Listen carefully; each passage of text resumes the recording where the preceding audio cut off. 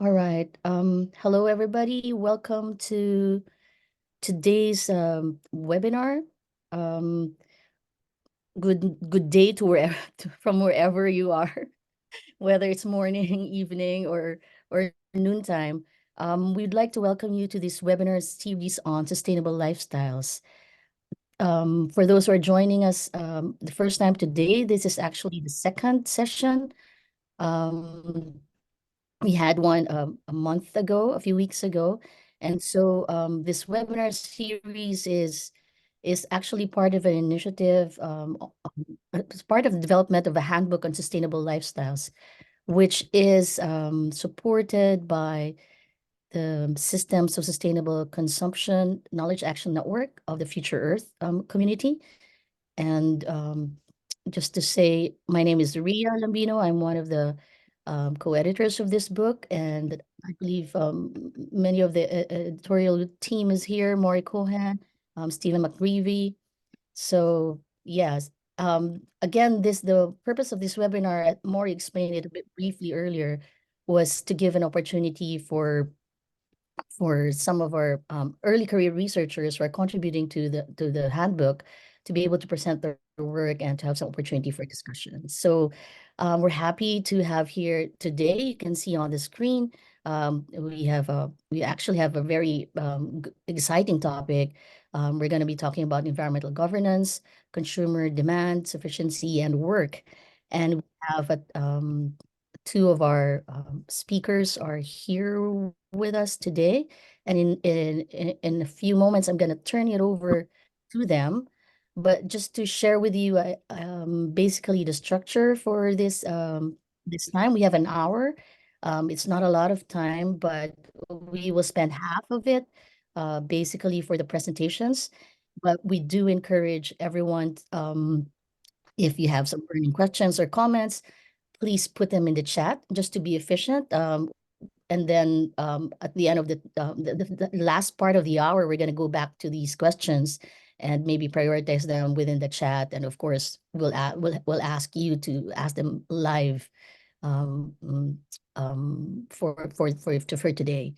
So and also just a quick announcement that for those who are contributors to this book, this is a series of webinars, and we plan to do this regularly. So we plan to have another one in April and down the line. And we are still looking for volunteers. So if any of you are inclined, and we hope that you are inclined, please do reach out to us, either me, Stephen, or Maury, and then we can schedule the next webinar together. All right. Okay, so let me now stop sharing my screen, and also to encourage you to, this is also an opportunity to get to know people. So if you're, encourage you also to put in the chat perhaps your name, where you're coming from, and other things. All right. So with that, allow me now to just turn over the screen, the screen to Pia Mamut and Halliki Kreinin, who are our speakers for today. Take it away. Okay, thank you so much. You should be able to see my screen. Looks Okay, good. all right. We're Thanks good. for the thumbs Thanks. up. The title of our three-part presentation is Addressing Paradoxes in Environmental Governance. And in doing so, we are focusing on environmental governance and consumer demand in general, but we also zoom into the topics of sufficiency as a principle for sustainability transformation, which is also the subject of these kind of paradoxes that we are talking or will be talking about, and work and post-work. And as Ria already has said, we will give this presentation, or this team who is doing this presentation is Halliki and myself. We are both based at the RIFS Potsdam in Germany, formerly IASS, and Stefanie Gerold. She's based at the BTU Cottbus. And you can see here on the next slide that those three parts cover partially also chapter books or book chapters of the handbook for sustainable lifestyles, but there's also a contribution from my own recently published book on sufficiency. So just that you know, the first part on environmental governance is linked to the chapter 14 on governance and policy, and the part 3 of the presentation on post-work is related to the chapter 43 on future work and post-work, just that you are able to make the links. Now let's just dive into it directly. We are, for this first chapter, or this chapter on governance and policy, we aim to address this general question: did environmental governance fail? And if we think this might be a fair assessment, how can we explain this failure, and what does this mean? Where do we go from here? And if we define the success of environmental policy as reducing global emissions, reducing environmental pressures, there are several examples that we could list that actually highlight that there is a certain degree, or even a significant degree of environmental governance failure. And just to point out a few examples, we observed in 2022 peaking global temperatures, which resulted in additional 60,000 heat-related deaths in Europe alone. Or we could look at the rising sales in SUVs. And here we observe that nearly 1 billion tons of CO2 emissions stem from 330 million vehicles. So there's certainly something wrong, or we can observe that there are few trends that are going into a wrong direction, and that certainly do not allow us to speak of success of environmental policy. So if we sort of accept this kind of thesis, the question, or what's interesting, is to look at like what is underlying this thesis. And here we look at different paradoxes, and that's also our aim for this book chapter. And first of all, we observe that despite many decades of scientific evidence being brought forward, societies and governments, not only in Europe, but actually on a global scale, especially if you look to the global north, have inadequately tackled the social and ecological crises that stem from unchecked production and consumption. And we see that climate policy has focused on curbing consumer demand, with the example of the IPCC 2022 report, which is also, of course, don't get us wrong, an important thing to do. But in doing so, there was also an ignorance of the growth-centric economic and social structures that underlie this. And this all goes at the expense of giving sufficient priority to sustainability as a policy goal. And the third statement in this connection is that we observe that there is a strong commitment of state actors, and also a strong commitment of them engaging in sustainability discussions. And at the same time, we see that structural injustices continue to be overlooked, which leads to phenomena like sustained unsustainability, as it has been coined by Bludorn and his colleagues, or organized irresponsibility, a term from Ulrich Beck. So these are continuing trends which we do not seem to be able to break. Our main statement and thesis in this handbook chapter, but also in our work on the European 1.5 degrees lifestyles project, is that we say, or that we manifest, that there is an overemphasis on individual responsibility, and environmental governance, at least since the 1990s, has heavily focused on individual behavior to tackle environmental issues. And there are many publications and scholars that support this observation. And we see this, just to give you an idea what we're talking about, in public awareness campaigns from governments, NGOs, municipalities, that continue to stress the need for sustainable living, like reducing energy savings, reducing weight, engaging in more sustainable mobility modes, which is all important, of course, but again, with a strong focus on what individual people can do, or what households can do. And Then there's the development of educational trainings and programs that enlighten individuals about their environmental impact. We see the implementation of incentives and regulations to foster eco-friendly behaviors, and eco-friendly product promotion that should result in bigger, greener markets, the promotion of certifications and labels that should aid sustainable consumer choices, all which is good. And what we outlined earlier, this is also framed by global accords like the Paris Agreement that underline the individual roles in meeting climate objectives, and that in turn urges, of course, national governments to come up with strategies that motivate personal action. And we say that the overemphasis on individual responsibility underestimates the influence of broader economic, political, technological, and societal structures on overconsumption and actually overproduction. And it overestimates the capacity of individual agency to actually affect change within these structures. So we claim that there is a general blindness to the structural barriers, but also enabling opportunities in sustainable lifestyle change. And this is really the missing step, so to speak, so far, which really needs to be done in order to promote structural change for sustainable lifestyles. And a few implications or trends that are linked with this is that we observe ineffective policies or policy initiatives, disillusioned consumers that are actually willing to engage in more sustainable lifestyles, but see that this is not really getting them somewhere, or that at least they don't have the accurate knowledge about what kind of lifestyle changes really has an impact. Or we see actions like the European Green Deal that also tends to reinforce growth narratives through depoliticization and greenwashing.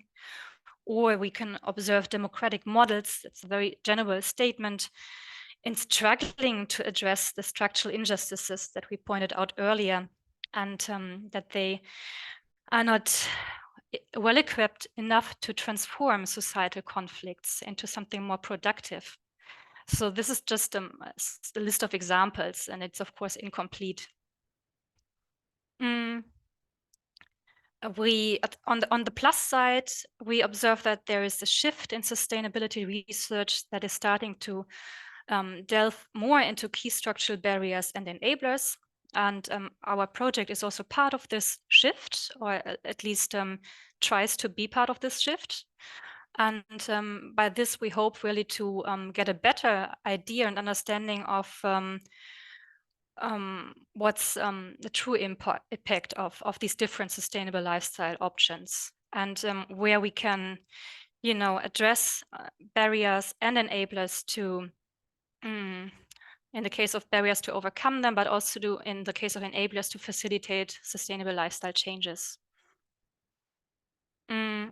I'm returning more specifically to our chapter's aim, and here we aim to address and identify or make more explicit the structural barriers and enablers to effective environmental governance, and connected with that to also show specific steps for individuals to take in order to adopt more profoundly sustainable lifestyles, and to also investigate, that's maybe a little ambitious, but it's also our aim to investigate new and unexpected alliances between actors and discourses that can help improving environmental governance and policy effectiveness, and that can help to tackle this general increasing trend towards depoliticization and unnecessary or false antagonisms that we can observe, for instance, in the climate protection debates.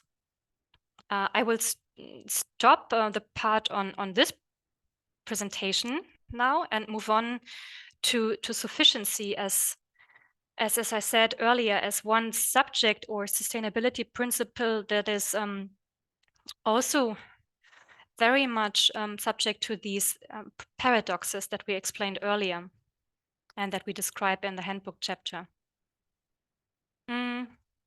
Because we think that that concept like sustainability in general, but also the vague application of key concepts and principles like sufficiency really prevent meaningful environmental progress. And in my book, I'm addressing the question whether sufficiency is becoming an emerging and also powerful discourse. And we can definitely observe that sufficiency is considered by scholars and practitioners as very crucial for true sustainability, but it's often also overlooked in favor of eco-efficiency and technological innovation. And there's also a debate about whether sufficiency should play the role as a basic element that is part of a general strategy to the sustainability, like one aspect next to many others, or whether it should be much more like a societal organizing principle. And one important observation here is that sufficiency's implementation is often inadequate and leading also to its partial marginalization. And this is something that I think is an important paradox when it comes to sufficiency. So we really agree, yes, it's essential in one way or another, but it's also at the same time too radical to be implemented. And this really poses the question whether sufficiency even is a powerful normative source for transformation, even if we want it to be. To give you a rough orientation of what my research focus is next to sufficiency, sufficiency, maybe I will say this very briefly, I understand to be composed of the two types of enough that have been coined like this by Laura Spengler to include social and ecological minima and maxima. So it's not only, as many maybe might believe, especially in the realm beyond academia, it's not only about ecological aspects. And methodologically, I'm coming from a discourse analysis perspective. I'm looking at sufficiency as a norm. And the case I was studying was the German energy transformation, and here in particular, the local or regional level.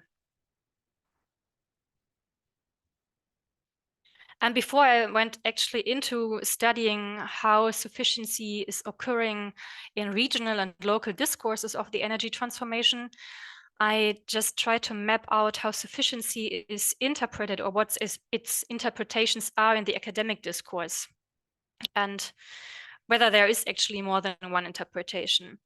And by academic discourse, I understand this to be, in my analysis, I looked at overarching environmental discourses as they have been clustered by John Dryzek, but also at the interfaces between sufficiency and sustainability in the social science literature. And what I came up with, and now I'm really skipping all this explanation how I came up with this, but the result of this is that I found at least 3 general main interpretations of sufficiency in the academic discourse. And the first one being, and that's a label that I came up with, rigorous eco-sufficiency, which has a very strong ecocentristic position. It's having a weak focus on justice and embraces a rather paternalistic view of democracy.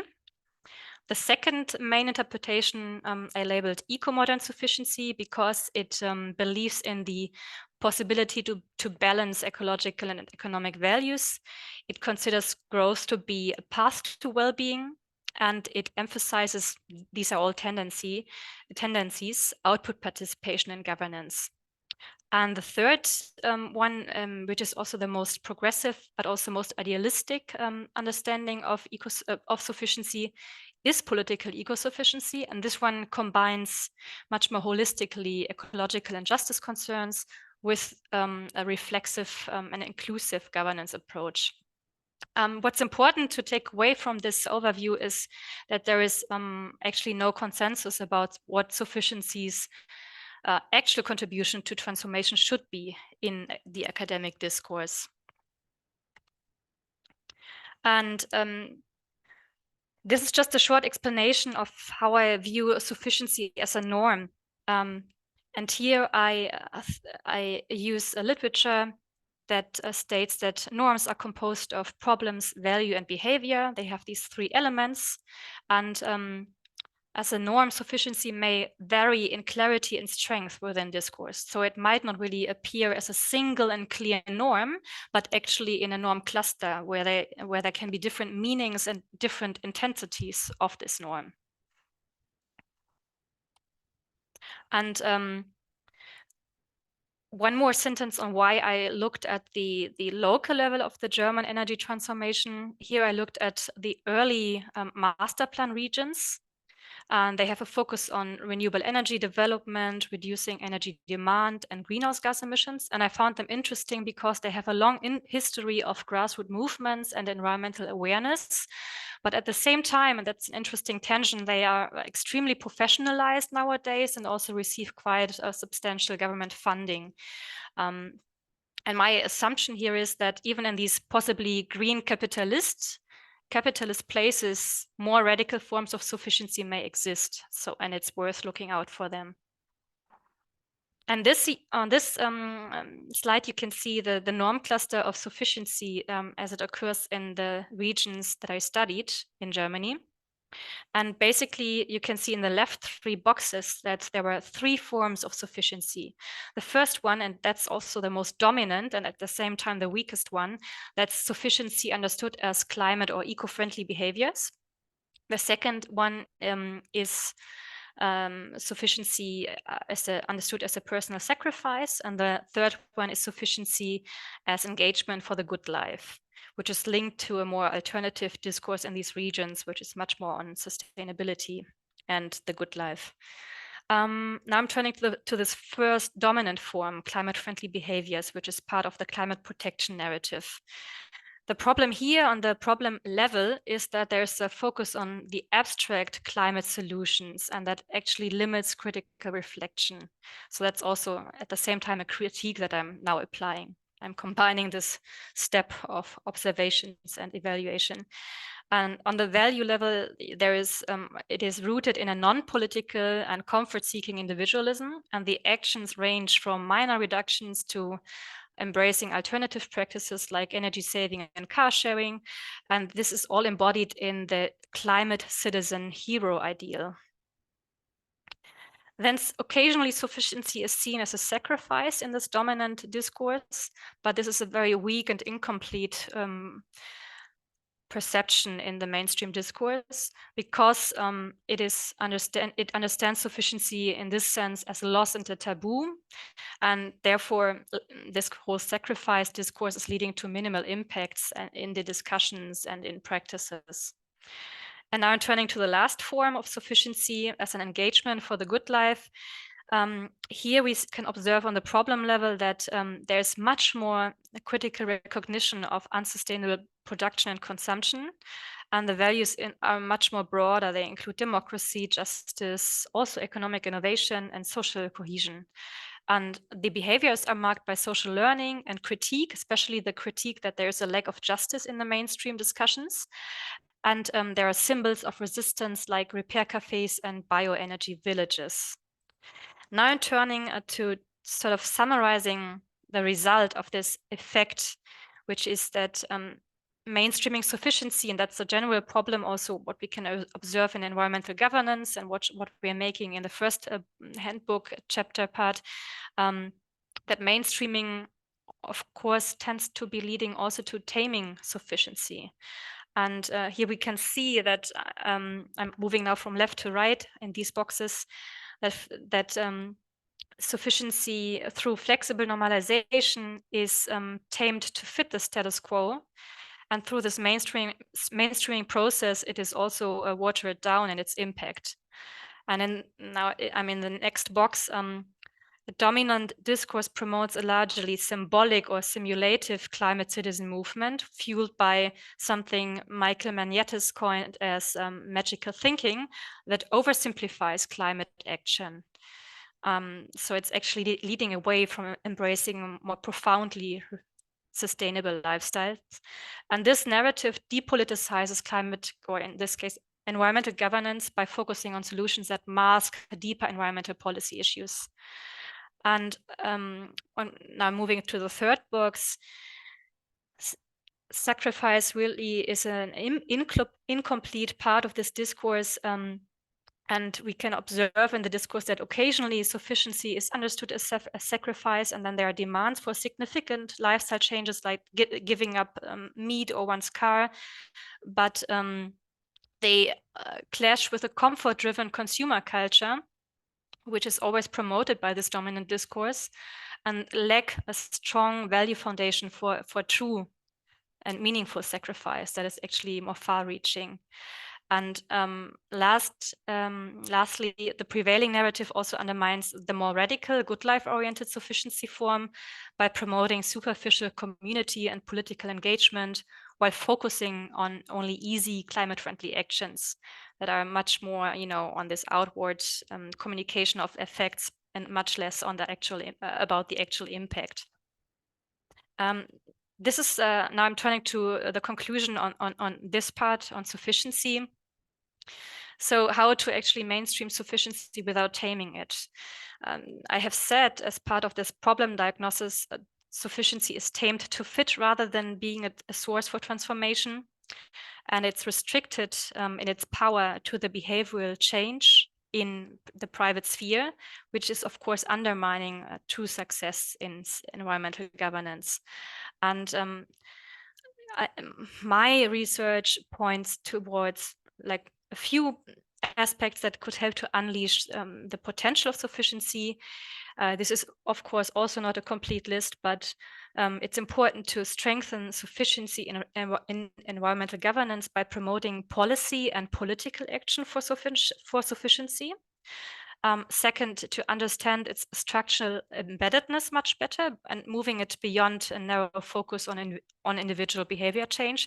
So this observation and problem is also true in the case of sufficiency. And lastly, to integrate justice perspectives into sufficiency discourse and build new alliances from this, particularly with partners in the global south. And if you're interested in this research, you can check out this book or contact me. And now I'm handing over to Halliki, who is presenting the part on work. Thanks so much, Pia, and thank you for presenting also our chapter. And hello to everyone. I have the privilege of presenting the chapter by Stefanie, Gerold, and myself. Stefanie cannot be here today, but we did prepare the slides together. So I'm presenting for both of us. Thanks, Pia. Could you click to the next slide? Brilliant. So this is just a quick overview of work and unsustainable lifestyles. Work is a sort of additional environmental paradox. Currently, our material needs and well-being are mostly provided through income from paid work in a work society, even social services are tied to employment in many welfare states. And work is also still a main source of identity and social recognition and participation, but at the same time, work is fundamentally unsustainable. And this means that work is also key terrain for transformation and especially for transforming towards sustainable lifestyles. Okay, so next slide. Next. And I'm aware of the time, so I'll try to be brief. In our society now, we tend to think about work as a sort of productive activity, like a beneficial productive activity that satisfies consumer demands, and it's conducive to our well-being, and it ensures social inclusion and personal development. But actually, this is challenged in post-work perspectives, and we can critically evaluate these ideas. And you can click to the next slide again. Thanks, Pia. So actually, we would argue that work is a biophysically intense activity which causes consumer demand. It is often unhealthy, and it's also an institution of social control that stabilizes society in quite unsustainable ways. And if you click again, thanks. And this means that work should be radically reduced and organized differently. And it should not be the main mechanism for providing for welfare. for us to be able to have sustainable lifestyles. Okay, and next slide, thanks.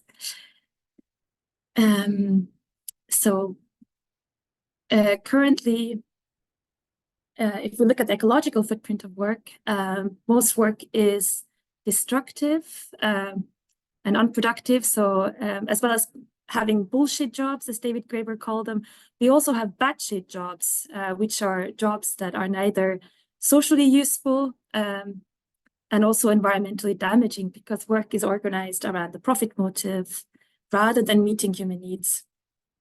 We know there's a close relationship between wage income and high consumption levels. Juliet Shore's idea of the work and spend cycle refers also to the way that work normalizes consumption and consumption normalizes work and overwork in our society. So we work to buy things, and then we buy things to work. We also have the longer working hours we have, the more unsustainable lifestyles are, because we also take part in compensatory consumption. So, for example, we buy things for our children because we don't spend time with them and so on.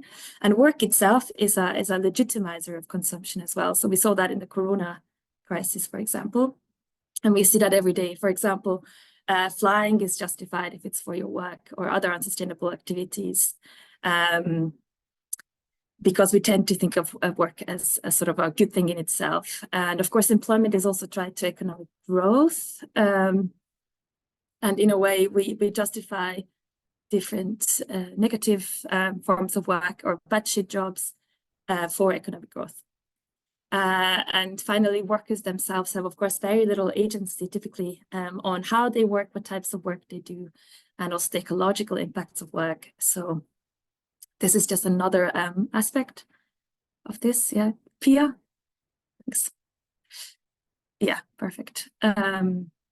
So the sort of post-work critique, which I'm sure many of you are aware of as well, it's a sort of a wider critique about the central role of work itself, and also a critique of this modern work ethic, which sees work as a sort of good in itself. It's also in the Bible, you know, if you work hard, then you're close to God and so on.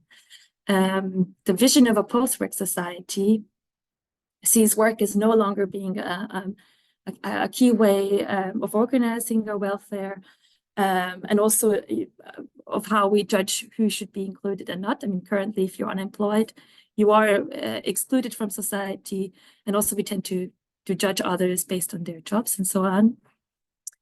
Work should be limited to socially necessary activities, so work that really add something of value to society and to meeting our needs. We also need a democratization of work, so more power of deciding communally which types of work and jobs should be performed. Where are maybe the activities that we're still missing? For example, maybe more care work, also work in rewilding and things like that. And what are the types of work that we need less of? Mining, and so on. And finally, post-work scholars have already come up with quite a few strategies for taking us at least towards this sort of post-work vision, including working time reduction, different universal basic services or care incomes, and so on, as well as trying to have a wider societal debate on this sort of work ideology and the purpose of work. Sorry. Okay, and next slide. Thanks, Pia. So in general, we can broadly categorize 4 approaches to work in sustainability. So maybe the most, the one that we see the most, especially in policy discussions, is a discussion around green jobs, which is specifically about making work itself a bit more green, which is not a challenge to work ideology itself. It doesn't move us away from a work society where welfare is organized around work. And it doesn't challenge also the democratization of work and such things. Another approach is a just transition approach, and we can also consider environmental labor studies here. which are approaches to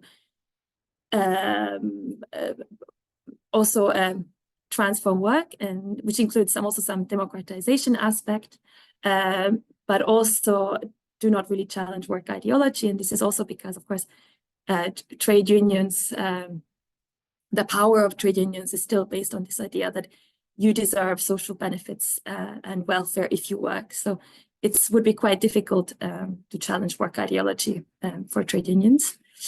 And then we have the sustainable work approach or approaches, which do have a sort of broader idea of work beyond paid employment. And we can consider the UNDP report on sustainable work here, for example. And here there's a bit of an overlap also with care and care work, and a discussion on how we organize care. So there's a bit of a challenge to paid employment without really challenging the ideology of work. And finally, post-work, it's a sort of a approach that tends to challenge work ideology, but it's not necessarily or not always also connected to this environmental critique.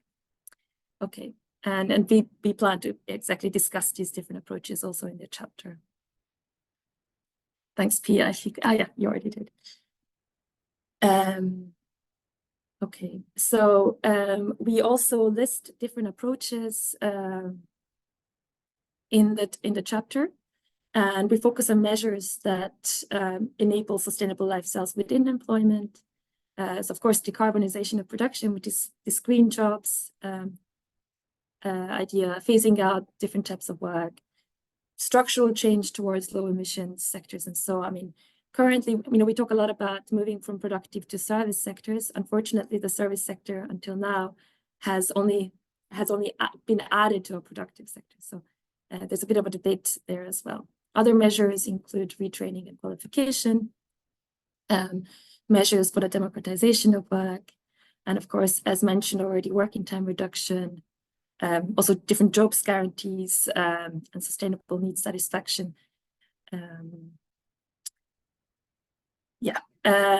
Maybe next slide, thanks. And I think we're almost done now.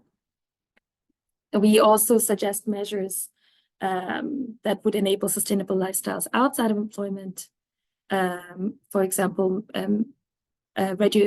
measures to reduce the dependency on paid work and also working time reduction, as well as other options, such as reduced commuting, remote work, and so on.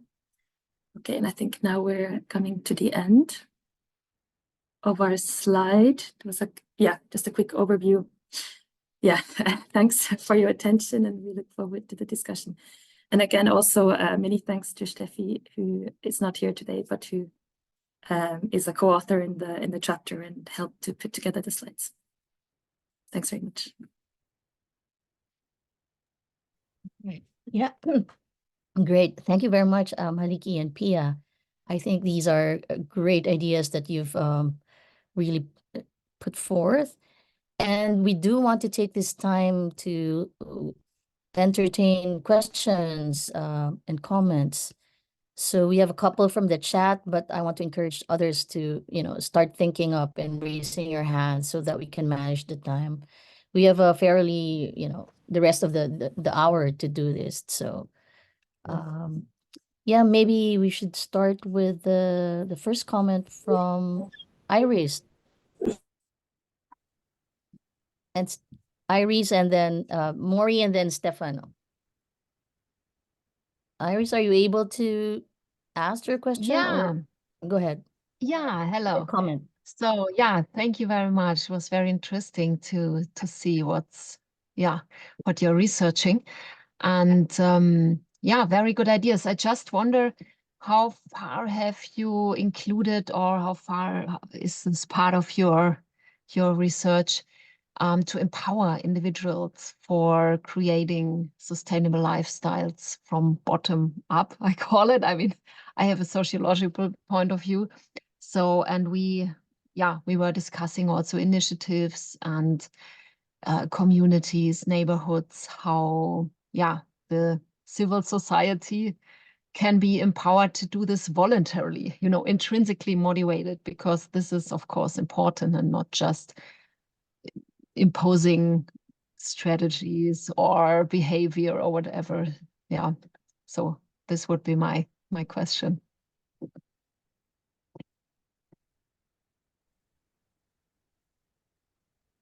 Ria, should we respond to this question Yes, directly, or should please. we Yeah, collect? sure. Go ahead.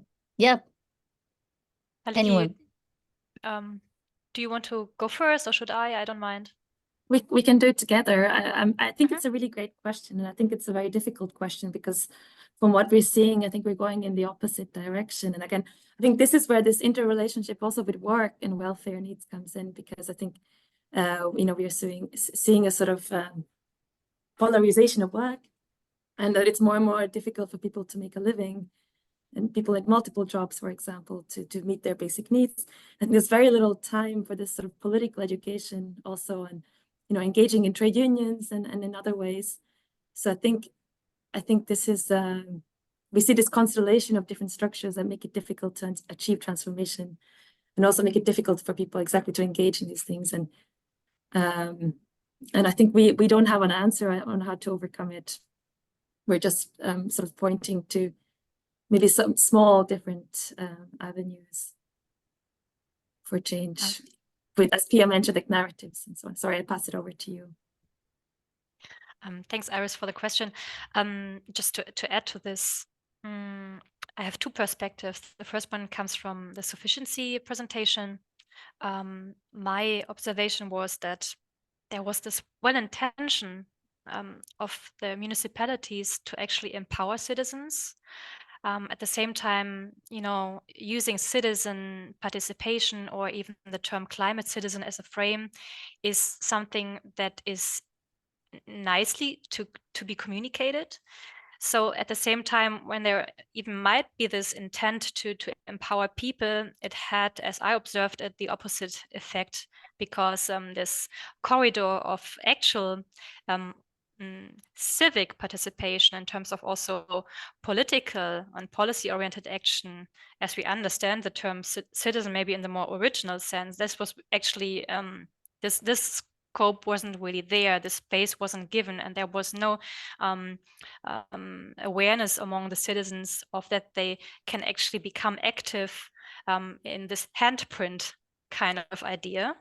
And rather the focus always went back towards them being a consumer, acting more or less in their private sphere. And for that reason, yeah, I saw that this empowerment idea is actually also underlying a certain boomerang effect. It's not really as intended, if it was intended. And the second perspective that's coming from, or it's related more to the Handbook chapter on governance and policy, and the 1.5 degrees lifestyles project that I mentioned, because there we're doing already work on the key enablers and barriers that might be relevant to promote structural changes for sustainable lifestyles. And as part of this project, we tried to empower, I don't want to say citizens, because I have a very strict understanding of that, but in the political sense, of course, meaning all people living in a place, not only those that are official citizens, but there we're trying through gamification methods, like so-called climate puzzles, to engage people in thinking labs into reflecting their lifestyle choices, thinking about whether they might be able to change things in their everyday life, and through these discussions with their peers to actually come up with new solutions that work for them, but also point us to structural barriers that they have no control of. So this is what we've been trying to do, and maybe that is going into some good direction, but of course it's always double-sided sword. So yeah. Yeah, thank you. Good, thank you. All right. Okay, we do have a number of questions more, so let's proceed to the next one on Maury's question on sufficiency and maybe language factor. Thank you, Ria. I'm going to be quick, but actually I'm going to pose a different question to Stefanie and Pia than the one I put in the chat.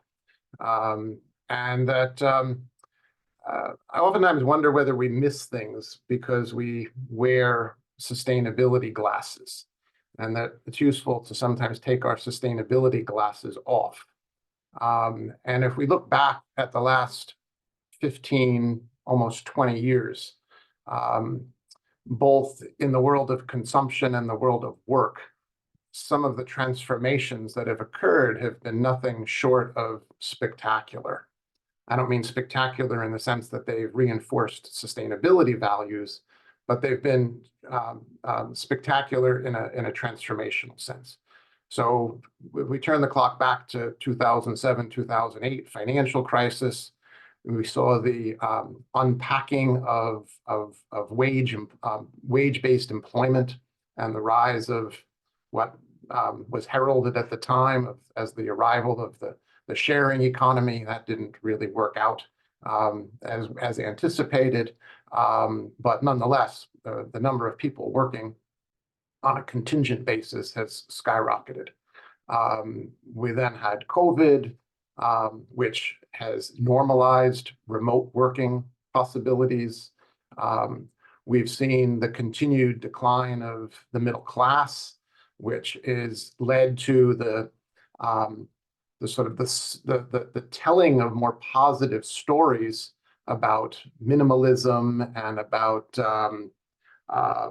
residential downsizing, for instance, as putting a kind of positive interpretation on what many people would regard as negative and detrimental trends. In Europe, in particular, the Ukrainian war has accelerated an energy transition. It's always easy to say the glass is half empty, and to be sort of dejected about the pace or the nature of transformation that's occurring. But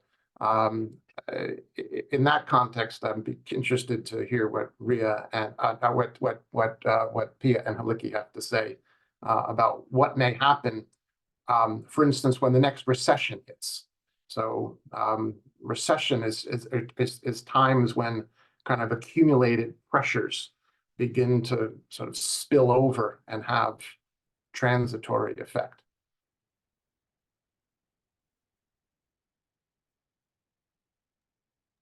I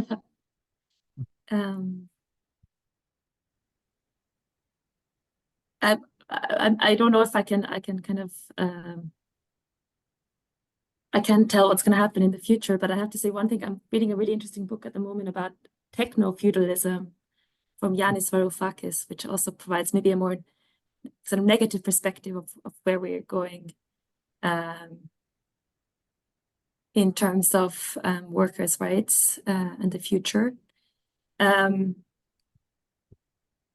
think it's true that I'm talking about just my perspective now. I think we don't necessarily have so much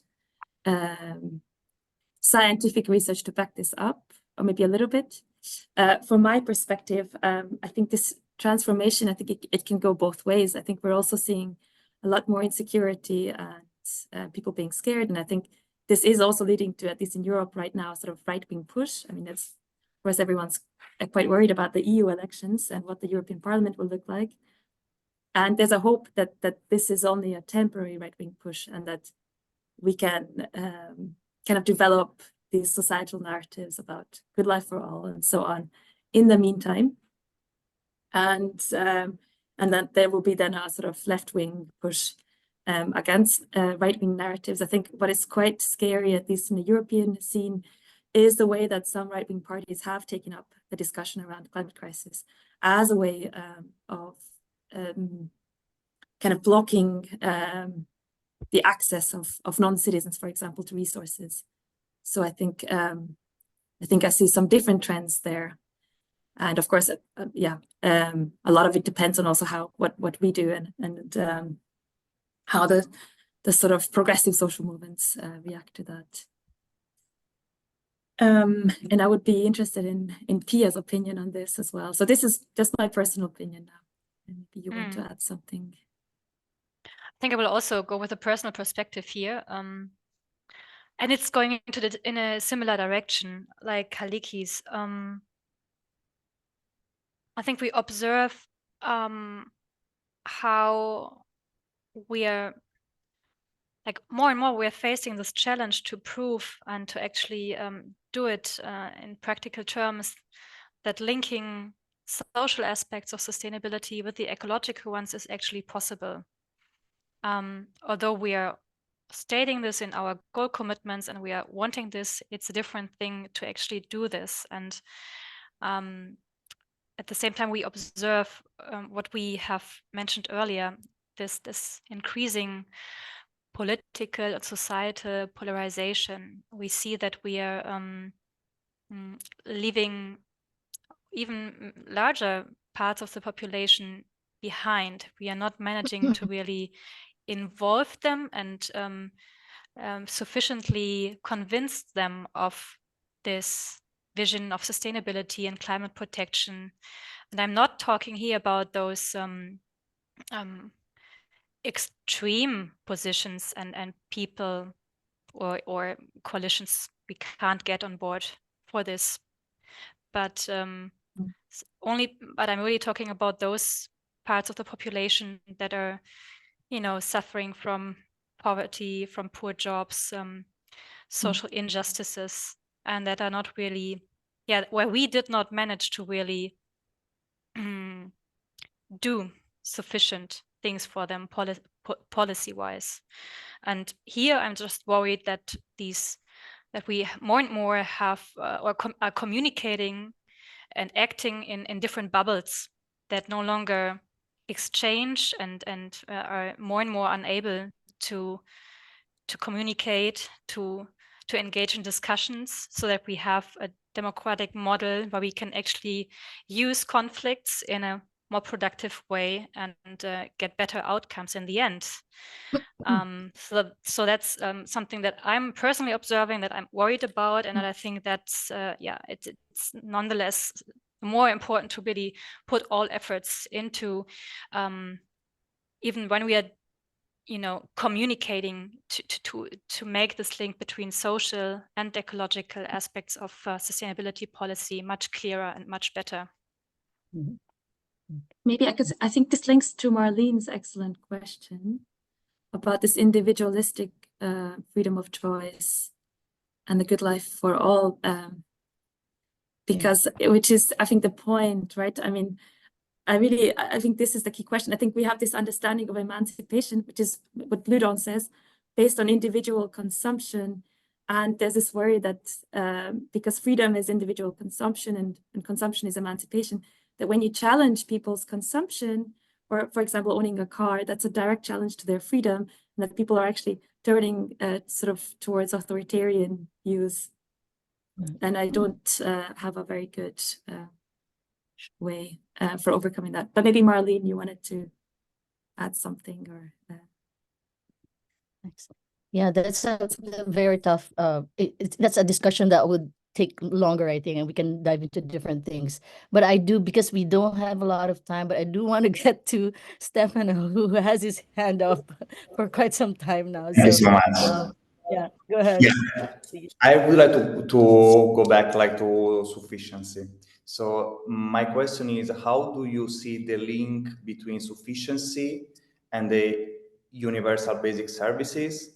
And also, how do you see the link between sufficiency and the law? Like, it can be the law system an entry point to ensure something by law to everyone. So how do you see the connection between the two? Can you repeat for me the last point, the link between sufficiency and? How do you see the connection between sufficiency and the law system? So how can the law enable a transition?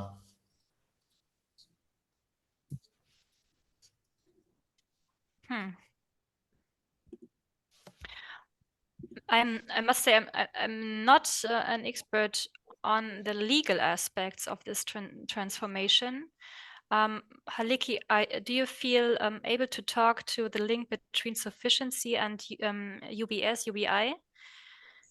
Do you feel you could comment on that?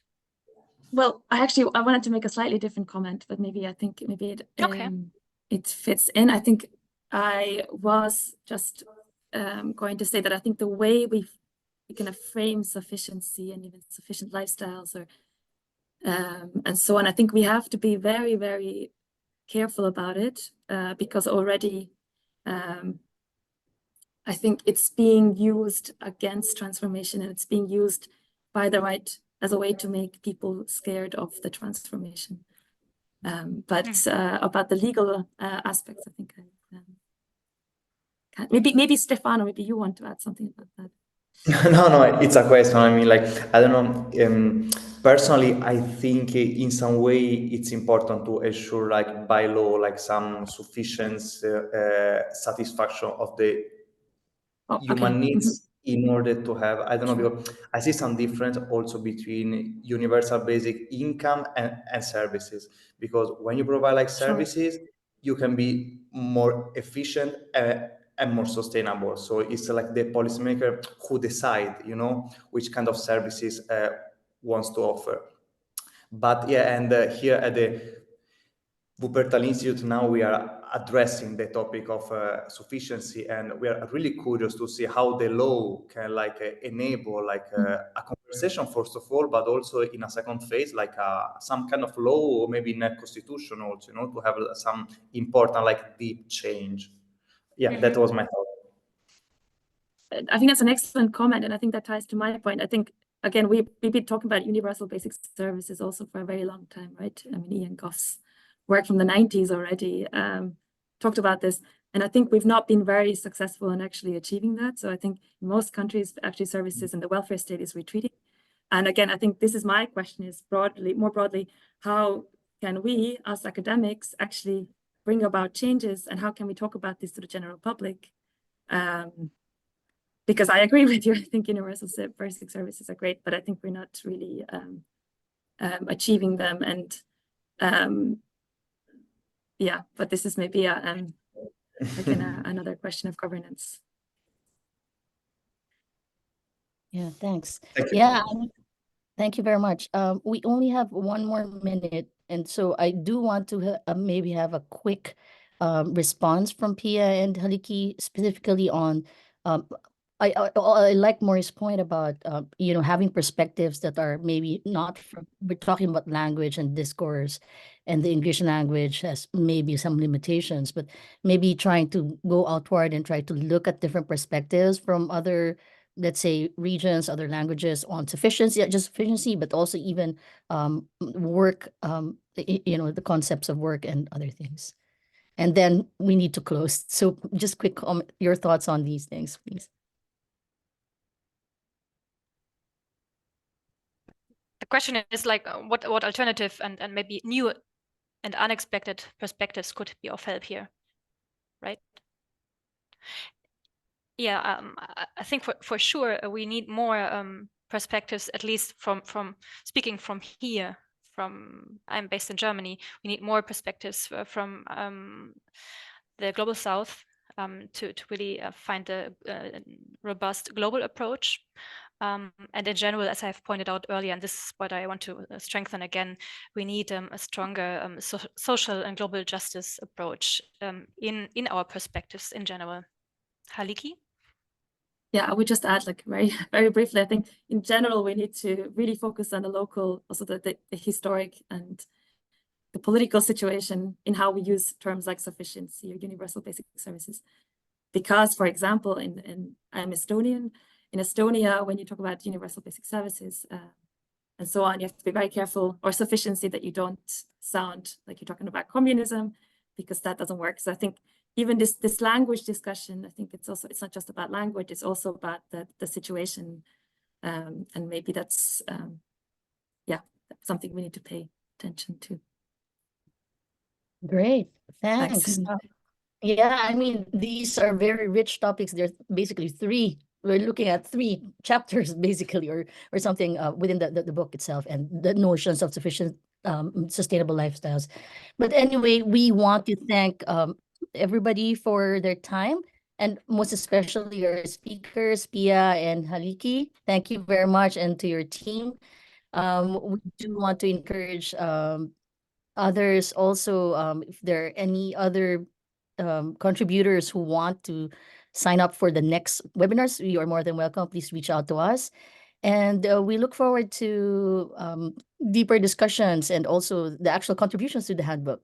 So thank you everyone for coming, and enjoy your day wherever you are. Thanks. Thank you. Thanks for hosting this. Bye. Thanks so much. Thank you. Bye. Thanks. Stop recording.